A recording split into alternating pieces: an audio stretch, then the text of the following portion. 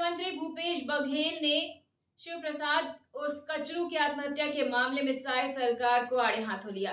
भूपेश बघेल ने कहा कि पुलिस ने निरपराधियों को जेल में रखा है। लोहारी डी में आप इसी माध्यम से 69 लोगों को किए हैं, किसके कहने से किए हैं? दर्जनों गाड़ी महाराष्ट्र पासिंग की यहाँ आई हुई थी, 200 लोग एक दिन पहले से आ गए थे। कौन थे? सरकार क्यों नहीं बता रही? कांग्रेस के लोगों को जोड़कर अब उसको जेल में डालने का काम किया। भूपेश बघेल ने कवर्धा और लोहारी डी में हुए कांड को लेकर एक बार फिर साय सरकार को आड़े हाथों लेते हुए कहा कि पुलिस ने लोगों पर कार्रवाई की जो निरपराधी हैं। पूर्व मुख्यमंत्री ने 5 बिंदुओं पर सवाल पूछते हुए कहा कि शिव प्रसाद उर्फ कचरू के परिवारजनों ने शिव प्रसाद के दोबारा पोस्टमार्टम कराने के लिए पत्र मुख्यमंत्री विष्णुदेव साय को लिखा है। मैंने भी सीएम को पत्र लिखा है जिसका जवाब आज तक नहीं आया। भूपेश बघेल ने कहा कि वे 169 लोग कौन हैं जिनके खिलाफ मामला दर्ज है, सरकार क्यों इनकी सूची जारी नहीं कर रही है। पूरे गांव वाले और पूरे परिवार के लोगों का मानना है कि शिव प्रसाद उर्फ कचरू की मृत्यु है वो आत्महत्या नहीं, हत्या है। और इस मामले में परिवार के लोगों ने कचरू साहू की पुत्री ने यहाँ के डीजी को और मध्य प्रदेश की डीजी को, क्योंकि घटना मध्य प्रदेश की सीमा में हुआ है, पोस्टमार्टम मध्य प्रदेश में हुआ है, इसलिए वहाँ के डीजी को भी पत्र लिखा है। जब परिवार के लोगों ने पत्र लिखा कि हमको दोबारा पोस्टमार्टम कराना है, और मैंने भी माननीय मुख्यमंत्री विष्णुदेव साय जी को भी पत्र लिखा कि परिवार के लोगों को कहना कि दोबारा पोस्टमार्टम होना चाहिए। तो पहला सवाल तो ये है कि सरकार ने क्या पहल की, और यदि नहीं पहल किया गया है तो ये जो तथाकथित जो आत्महत्या है वो उसमें प्रश्नवाचक चिन्ह लगता है कि सरकार उसको आत्महत्या बताने के लिए क्यों उतारू है, और क्यों उसको, क्योंकि उसमें एक बात और है कि कचरू साहू अकेले नहीं गया था घर से, गांव से बाहर, उसके साथ एक और व्यक्ति है, उसके परिवार के लोग, कचरू साहू परिवार के लोग चीख के कह रहे हैं, उसके साथ झनक नाम का कोई व्यक्ति है जो गया था, तो उस व्यक्ति से पूछताछ क्यों नहीं की गई? जो गिरफ्तार हुए वो 69 हैं, जिसमें 33 महिला है, 34 पुरुष है, 2 नाबालिग है। इसमें प्रशांत साहू की मृत्यु हो गई, चोटें आई है। तो अब सवाल ये उठता है कि इसमें प्रशांत साहू जो पोस्टमार्टम हुआ उसमें क्या है?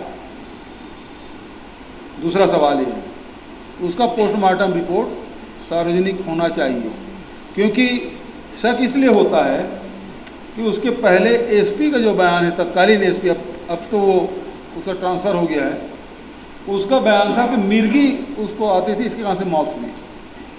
तो सबसे बड़ा सवाल ये आता है कि आपने 69 लोगों की गिरफ्तारी की, जिसमें 5 लोग वो हैं जो पोस्टमार्टम कराने गए थे कचरू का, जो दूसरे दिन आए, उनको भी गिरफ्तार कर लिया।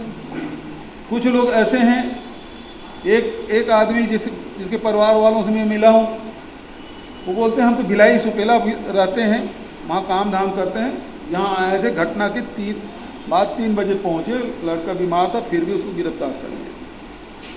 तीसरा, जो हैदराबाद गए थे वो घटना के बाद पहुँचे, उनको भी गिरफ्तार कर लिया। चौथा, जो लोग उस रास्ते से गुजर के दूसरे गांव जा रहे थे, जो दूसरे गांव पे हैं, उस गांव से गुजर के जा रहे थे, उनको भी गिरफ्तार कर ले। उनसे जेल में मेरी मुलाकात हुई, उन्होंने कहा कि हम तो दूसरे गांव के रहने वाले हैं भाई, हम तो उस रास्ते से गुजर रहे थे, हमको थोड़ी पता था कि यहाँ घटना घटी है। चौथा, ऐसे लोग हैं जो गिरफ्तार कर लिया गया। 5वां, जो प्रशांत साहू है उसके 2 चचेरे भाई राजनांदगांव गए थे, वो लौट के आए, उनको भी गिरफ्तार कर लिया। ये 5 उदाहरण इसलिए मैं बता रहा हूँ कि आपने बिना विवेचना के, यदि विवेचना किए होते तो ये पता चलता कि भाई कौन आदमी ये पोस्टमार्टम कराने गया था, कौन आदमी हैदराबाद से आया, कौन दूसरे गांव से आया, कौन राजनांदगांव गया था, कौन भिलाई से गया, ये सारी जानकारी आपको हो जाती। और ऐसे निरपराध लोगों को आप गिरफ्तार नहीं करते। और सबसे बड़ा सवाल ये है कि इसमें धाराएं क्या क्या लगी, और साथ ही 169 लोगों के खिलाफ आपने FIR दर्ज किया। आप पोर्टल में सेंसिटिव करके उसको जारी नहीं कर रहे हैं। 169 लोग कौन हैं? क्योंकि गांव में कोई आदमी है ही नहीं, चाहे 169 में उसका नाम हो या ना हो, वो डर के मारे सब बाहर हैं। जिसका नाम है वो डर के छुपा हुआ है, वो तो समझ आता है, लेकिन जिसका नाम ना भी हो वो भी डर के छुपा हुआ है। तो कम से कम 169 लोग कौन हैं वो पुलिस क्यों नहीं बता रही? जो आपने दंडाधिकारी जांच की घोषणा की, हमने तो न्यायिक जांच की बात कही थी। भाई SDM है, वो कलेक्टर की जांच कैसे करेगा, अपने उच्च अधिकारी की जांच कैसे करेगा? 2 IPS को आपने पहले ही मान लिया, 1 IAS और 2 IPS को आपने हटा दिया, वहाँ से 1 निलंबित कर दिया। तो प्रथम दृष्टया तो आपने मान लिया कि सरकार की चूक हुई।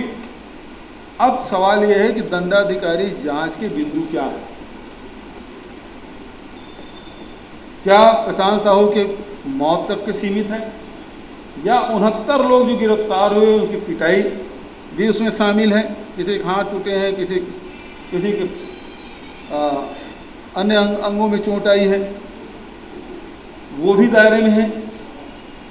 और 5वां ये कि इन लोगों के FIR कब होगा, और FIR किए हैं तो क्या थाने में पदस्थ जो पुलिस वाले हैं उनके खिलाफ किए हैं, कि ये जो IAS आपने हटाए हैं, IPS जो हटाए हैं उनके खिलाफ आपने किए हैं?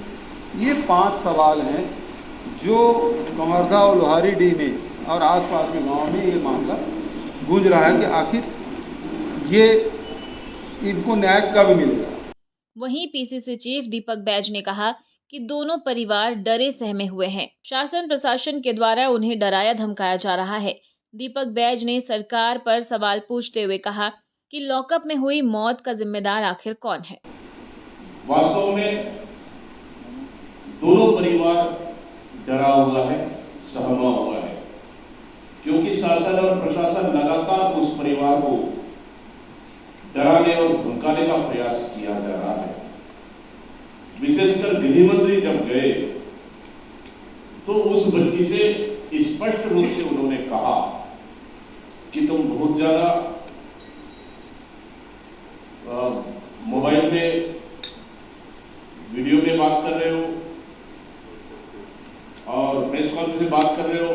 प्रशांत साहू का भाई, जिनको पुलिस लॉकअप में पीट कर हत्या कर दी गई, क्या हम पूछते हैं इस सरकार से, क्या पुलिस लॉकअप में जो पीट कर उनकी मौत हुई, ये हत्या की श्रेणी में आता है कि नहीं आता?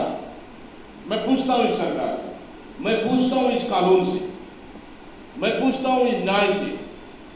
अगर किसी के लॉकअप में, किसी के घर में अगर मौत होती है मारने से, वो हत्या की श्रेणी में आता है कि नहीं आता है? इसके खिलाफ अपराध का दर्ज होना चाहिए कि नहीं होना चाहिए? होना चाहिए तो फिर कौन जिम्मेदार है? उसके ऊपर FIR हुआ तो क्या मामला दर्ज हुआ? कौन जिम्मेदार है? ये सबसे बड़ा सवाल इस सरकार के ऊपर उठ रही है। अगर इस मामले पर अगर सरकार दबाने का प्रयास की तो हम साफ साफ कह रहे हैं कि सरकार से तो भरोसा उठ गया है, लेकिन कानून से भी भरोसा उठ जाएगा। खबरों में फिलहाल इतना ही। अपडेटेड रहने के लिए हमारे चैनल को सब्सक्राइब कर लीजिए और नोटिफिकेशन के लिए बेल आइकन जरूर दबाइए। नमस्कार।